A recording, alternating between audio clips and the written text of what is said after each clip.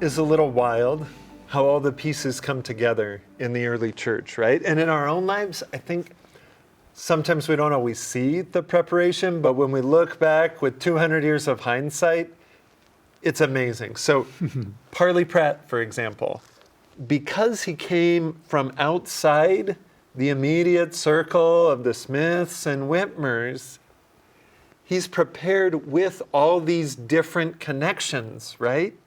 So Right. Orson, who one of these sections is to, is his brother.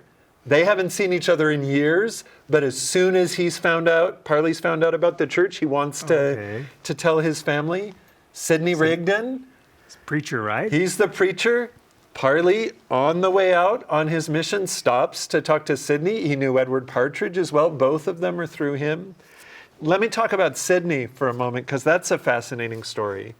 He's been preaching and preaching, right? And moving in this direction. And because he's preached whatever he felt, sometimes his congregations have been unhappy with him, right? Okay.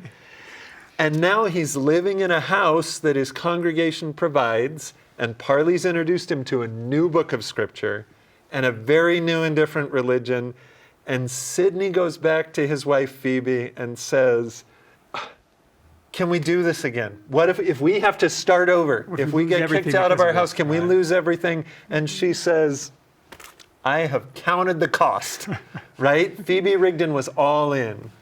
And sure enough, when Sidney Rigdon comes back to Joseph Smith and says, okay, I'm ready, what is the Lord's will for me? This is part of what he hears in section 35, verse 3.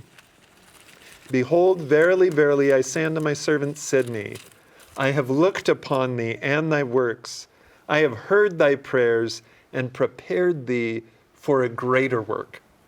So Sidney would have been a great preacher if he'd chosen to just remain as a preacher where he was. But the Lord had prepared him, given him the inspiration and the ideas that allowed him to do this greater work and be someone that we still remember and look back to today.